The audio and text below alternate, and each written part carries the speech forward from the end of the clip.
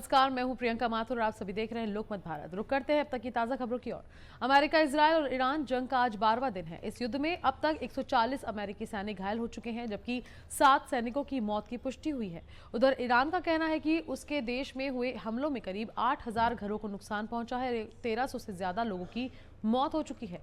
संयुक्त राष्ट्र में ईरान के राजदूत अमीर सईद इरावनी के मुताबिक देश में करीब 9600 सिविलियन इलाकों को निशाना बनाया गया। इनमें घरों के अलावा बाजार, अस्पताल, मेडिसिन सेंटर्स और स्कूल भी शामिल हैं। इस बीच ईरान ने यह भी दावा किया है कि उसने इजराइल के कई शहरों पर मिसाइल हमले किए हैं। ईरान के मुताबिक हाइफा, यरूशलम और तेल अवीव को निशाना बनाया गया है।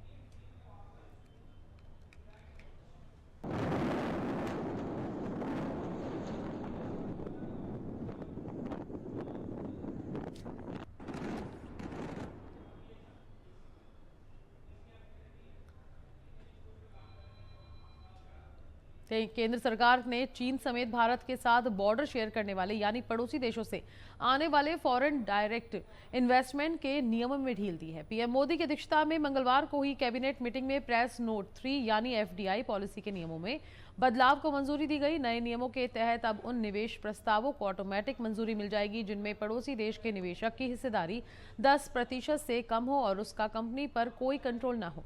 इसके साथ ही स्ट्रेटेजिक मैन्युफैक्चरिंग सेक्टर में भी निवेश के लिए 60 दिनों की समय सीमा तय की गई है। दरअसल जब कोई विदेशी कंपनी या व्यक्ति भारत में किसी कंपनी, फैक्ट्री, बिजनेस या प्रोजेक्ट में सीधे पैसा लगाता है तो उसे एफडीआई कहते हैं।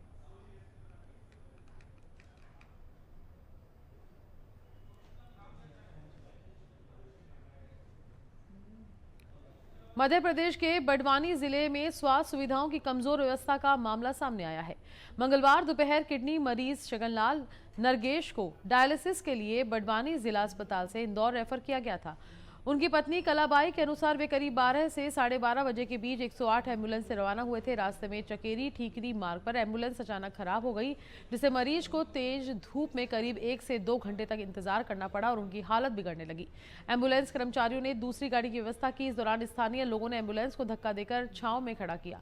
करीब 3:30 बजे के बाद में दूसरी एम्बुलेंस पहुंची, जिसके बाद मरीज को इंदौर के लिए रवाना किया गया। सीएमएचओ डॉक्टर सुरेखा जमरे ने मामले की जानकारी लेने की बात कही।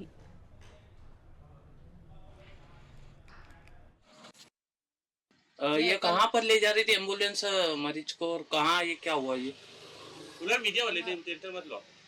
बड़वानी ले जा रही थी। बड़वानी की माल सिंदूर बड़वानी से इंदौर लेके जा रही थी। तो ये खराब में बीच में खराबी आई है क्या? हाँ। अभी पेशेंट आपके साथ है क्या? हाँ। क्या समस्या थी पेशेंट को? किडनी खराब। किडनी खराब है। डायलिसिस पर। अभी कहाँ पर हो आप? बीच में रुके पड़े हो ना? फतेहपुर बीच में बोल दो। फतेहपुर शहर के हृदय स्थल अहमिया थाना क्षेत्र में इन दिनों एक अजीबोगरीब डर का माहौल है। क्षेत्र की तंग गलियों में बुर्का पहनकर घूम रहे कुछ संदिग्ध युवकों के सीसीटीवी फुटेज सोशल मीडिया पर वायरल हो रहे हैं।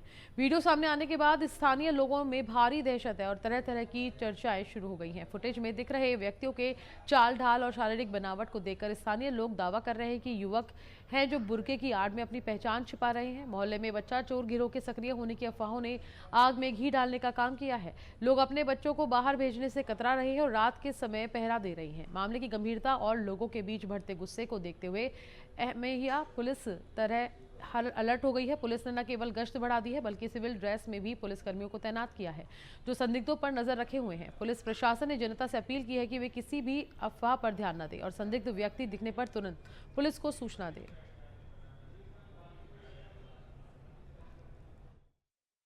वीडियो संदेहास्पद दिख रहा है, इसकी हम जांच कर रहे हैं कि क्या विषय को लेके वो लोग इस तरीके से घूम रहे हैं और अभी तक कोई हमारे पास लिखित इस तरीके की शिकायत प्राप्त नहीं हुई है, पर वीडियो ही अपने आप में संदेहास्पद है। तो हम स्वतः संज्ञान लेके उसमें ढूंढ रहे हैं उन लोगों को और किस मकसद से वो लोग घूम रहे हैं। विश्व प्रसिद्ध बांधवगढ़ टाइगर रिजर्व में मंगलवार को पर्यटकों को एक बेहद रोमांचक और दुर्लभ नजारा देखने को मिला।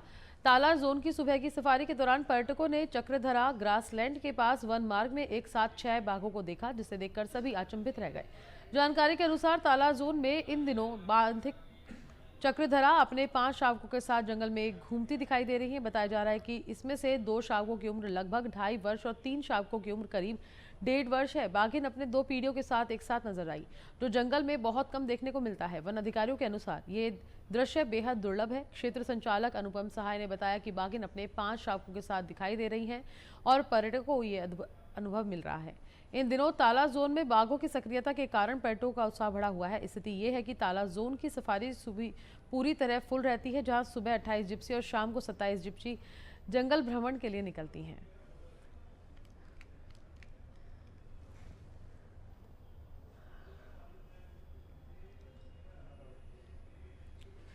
रीवा में मोबाइल खो जाने के बाद उसे वापस पाने की उम्मीद छोड़ चुके लोगों के लिए आज रीवा पुलिस सांता क्लॉज बनकर आई। एमहिया थाना क्षेत्र और जिले के अन्य हिस्सों से गुम हुए 111 मोबाइल फोनों को पुलिस ने सफलतापूर्वक रिकवर कर लिया है। इन मोबाइलों की कुल बाजार कीमत करीब 20 लाख रुपए आगे गई है। रीवा पुलिस की साइबर टीम ने IMEI ट्रैकिंग तकनीक का सटीक इस्तेमाल करते हुए इन फोनों को ट्रैक किया है। पुलिस का मुख्य उद्देश्य इन फोनों का गलत हाथों में पड़ने से रोकना था और डेटे का दुरुपयोग रोकना था। कई महीनों की तकनीकी मशक्कत के बाद पुलिस ने इन कीमती हैंडसेट्स को बरामद करने में सफलता पाई। पुलिस अधीक्षक ने स्वयं अपने हाथों से पीड़ितों को उनके मोबाइल सौंपे। मोबाइल वापस पाकर किसी की आंखों में खुशी के आंसू थे तो कोई पुलिस की कार्यप्रणाली की तारीफ करते नहीं थक रहा था। एसपी ने इस मौके पर कहा कि डेटा सुरक्षा आज के दौर में सबसे बड़ी चुनौती है और इन फोनों को बरामद करना पुलिस की प्राथमिकता है।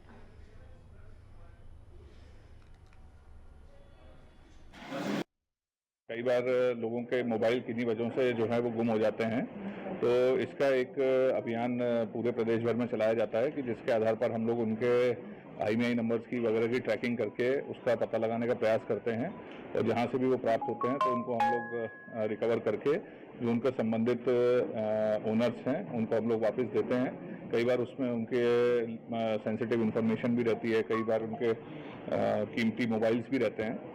तो आज इसी तारतम्य में हमारे द्वारा करीब 111 मोबाइल्स जो हैं वो अमैया थाना क्षेत्र के जो रहने वाले हैं उनकी जो शिकायतें थी उसके बेसिस पे हमने उनको रिकवर किए हैं और इनकी अनुमानित कीमत करीब 20 लाख के आसपास इनकी टोटल अनुमानित कीमत है। और जैसा आपने देखा कि सभी लोगों को बुलाकर उनको हम लोग एक एक करके उनको आइडेंटिफाई करके उनको वापस प्रदाय किए जा रहे हैं। मंडला जिले में नई मदिरा निष्पादन नीति के तहत शराब दुकानों के लिए निकाले गए टेंडरों में जबरदस्त प्रतिस्पर्धा देखने को मिली। जिले में 7 समूहों के 21 दुकानों के लिए टेंडर जारी किए गए थे, जिनमें से 6 समूहों की प्रक्रिया पूरी हो चुकी है, जबकि नैनपुर समूह का टेंडर अभी जारी है। इन 6 समूहों की दुकानों का आरक्षित मूल्य करीब 79 करोड़ रुपए था, लेकिन बोली बढ़कर 125 करोड़ रुपए से अधिक तक पहुंच गई। इससे सरकार के राजस्व में लगभग 60% तक की बढ़ोतरी हुई है। सबसे ज्यादा बोली बिछिया समूह की दुकानों के लिए लगी, जहां 36 करोड़ 51 लाख रुपए का दाव लगा, जो आरक्षित मूल्य से करीब 84% अधिक बताया गया।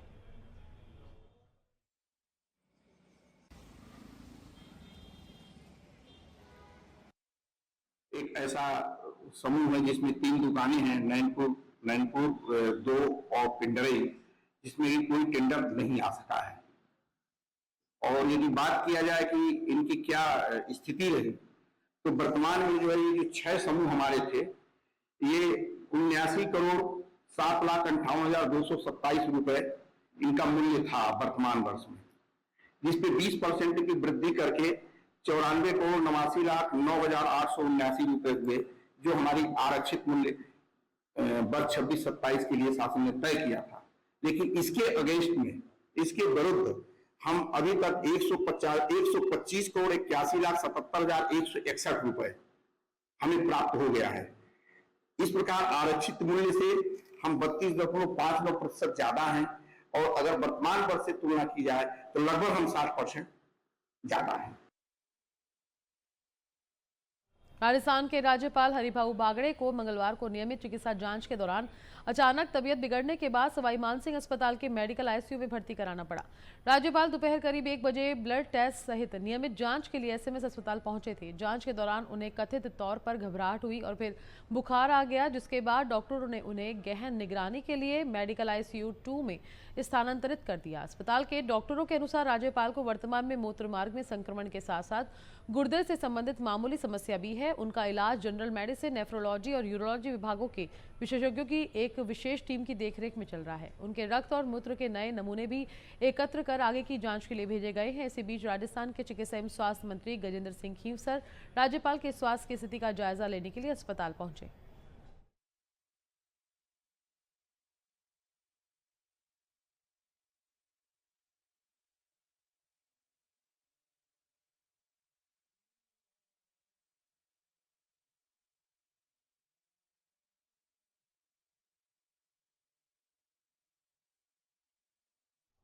उज्जैन के प्रसिद्ध चारधाम मंदिर के महामंडलेश्वर शांति स्वरूपानंद महाराज को झूठे रेप मामले में फंसाकर ब्लैकमेल करने की कथित साजिश का मामला सामने आया है। इस मामले में पुलिस ने पूर्व महामंडलेश्वर साध्वी मंदाकिनी पुरी और घनश्याम पटेल के खिलाफ भारतीय न्याय संहिता की गंभीर धाराओं में केस दर्ज किया है। जानकारी के अनुसार रंग पंचमी के दिन दत्त अखाड़ा परिसर में महंत आनंदपुरी महाराज ने कुछ संदिग्ध लोगों को पकड़ लिया और उसकी सूचना पुलिस को दी। मौके पर पहुंची पुलिस एक महिला को पूछताछ के लिए थाने ले आई। पूछताछ और वीडियो फुटेज की जांच में सामने आया कि बनारस की रहने वाली एक महिला को इस साजिश में शामिल किया गया था। महिला ने पुलिस को बताया कि घनश्याम पटेल ने उसे 50,000 रुपए देने का लालच देकर उज्जैन बुलाया था और महामंडलेश्वर शांति स्वरूपानंद महाराज को झूठे बलात्कार के मामले में फंसाने के लिए कहा था। मना करने पर महिला को आपत्तिजनक फोटो वायरल करने की धमकी दी गई। बाद में उसे उज्जैन आने के लिए पैसे और टिकट भी दिए गए। पुलिस के अनुसार 8 मार्च को दत्त अखाड़ा परिसर में महिला का बयान रिकॉर्ड करते समय पूरा मामला सामने आया। फिलहाल पुलिस पूरे मामले की जांच कर रही है और कुछ अन्य लोगों की भूमिका भी सामने आने की बात कही जा रही है।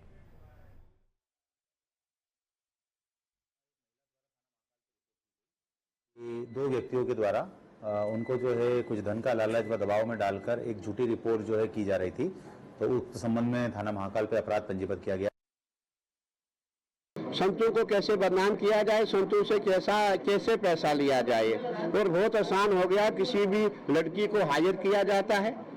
आपने देखा होगा वाराणसी से एक लड़की को लाया जाता है, एक महिला को लाया जाता है उज्जैन में शूटिंग हो रही थी, परसों की बात है।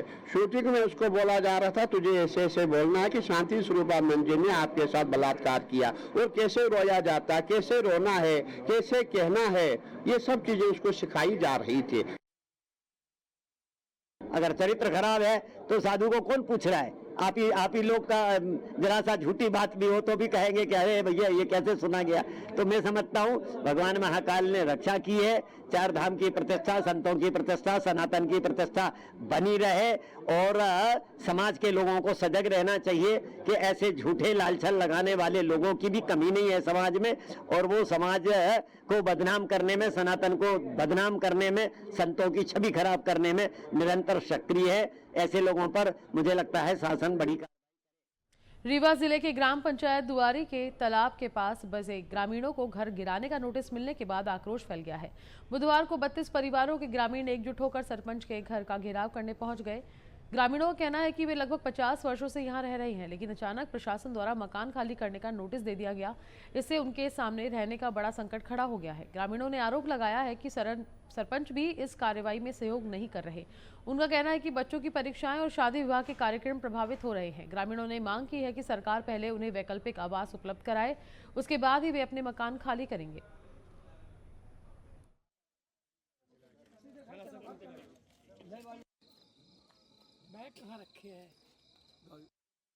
हम लोग कहाँ जाएंगे? हम लोग कहाँ रहेंगे?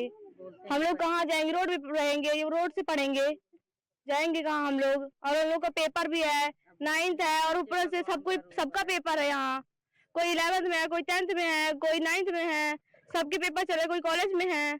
यहाँ सब कैसे पेपर देंगे और कैसे कैसे पढ़ेंगे? और घर से गिरा देंगे तो घर हम लोग जाएंगे कहाँ, रहेंगे कहाँ?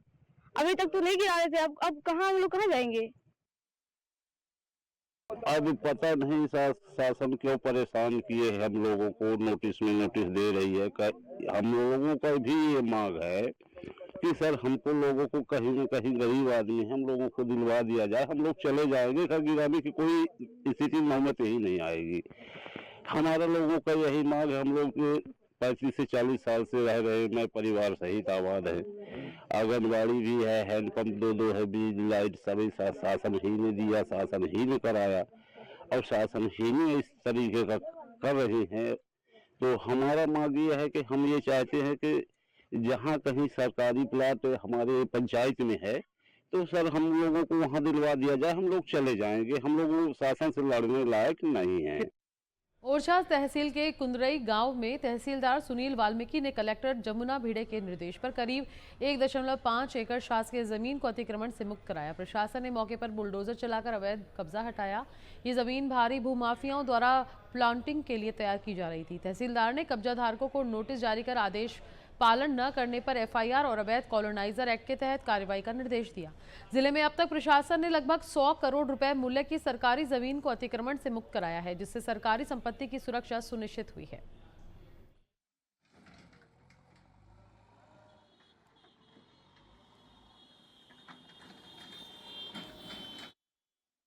बालाघाट जिले के हीरापुर गांव में हनुमान जयंती के चल रहे समारोह से पहले विवाद उत्पन्न हो गया।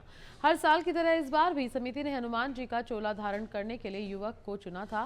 प्रारंभ में सानिध्य नामक युवक को मनोनीत किया गया था, लेकिन उसने चोला धारण करने से इनकार कर दिया। इसके बाद निलय सोनवाने नामक युवक को समिति ने चुना, जो 6 जनवरी से मंदिर में सेवा और पूजा अर्चना कर रहा था। निलय का आरोप है कि कुछ लोगों ने उसे दलित होने के आधार पर मंदिर में पूजा करने से रोका और गाली गलौज की। वहीं पुरानी समिति और अनिल बिसेन का कहना है कि जातिगत भेदभाव के आरोप पूरी तरह निराधार हैं और उन्हें बेवजह विवाद में घसीटा जा रहा है। ग्रामीणों का कहना है कि विष्णु धाम मंदिर वर्षों से सभी समाज के लोगों की आस्था का केंद्र रहा है, वहां भेदभाव कभी नहीं हुआ। बालाघाट के सीएसपी मयंक तिवारी ने बताया कि प्रारंभिक जांच में सानिध्य के इनकार और जातिगत गाली गलौज के आरोप सही नहीं पाए गए हैं।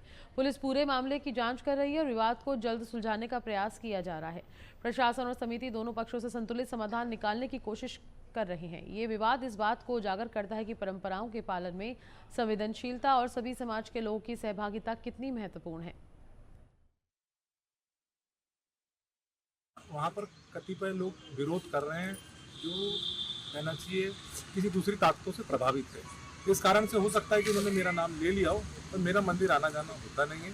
और जो हनुमान जी का चोला धारण करने का जो विषय है, इस विवाद का हमने संज्ञान लिए थे।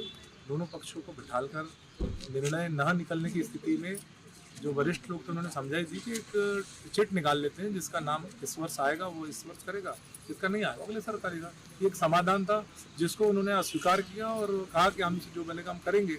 और तभी उन्होंने अपनी मंशा जाहिर कर दी थी कि हम तुमको इन किन प्रकारण करके दबाव डालेंगे, तुमको फंसाएंगे, पर हम अपने काम में सफल होंगे। इसलिए कल उन्होंने एक झूठी और फर्जी बेबुनियाद शिकायत की है जो पूर्णतः निराधार है। उसका प्रमाण ये सब आए गाँव वाले हैं। ये जो विषय है ये विष्णु धाम इमली टेकरा ग्राम हीरापुर थाना भरवेली अंतर्गत एक मामला है, जिसमें आगामी जो हनुमान जयंती का कार्यक्रम है 2 अप्रैल को, उसको लेकर चोला धारण करने का एक विवाद है। इसमें समिति द्वारा प्रारंभ में एक सानिध्य शिववंशी नामक व्यक्ति को चोला धारण करने के लिए नामित किया गया था, लेकिन किसी कारणवश उसके द्वारा उस को अस्वीकार करने की बात बताई गई है। तो उसी तारतम्य में उन्होंने निलय सोनवानी नामक व्यक्ति को चोला धारण करने के लिए घोषित किया। लेकिन वर्तमान में समिति के लोगों से जो बात हुई है और जो इनमें 2 एक समूहों के मध्य, तो उसमें बात हुई है कि जो चोला धारण करने की बात है वो उसने कभी मना ही नहीं की है, प्रथम दृष्टया यही पाया गया है। और रही बात जो दूसरी निलय सोनवानी नामक व्यक्ति है, जो जिनका ऐसा आरोप है कि उनको जाति के इस पर प्रथम दृष्टया इस पर ऐसा कुछ नहीं पाया गया है। अभी के लिए फिलहाल इतना ही। देखते रहिए लोकमत भारत। नमस्कार।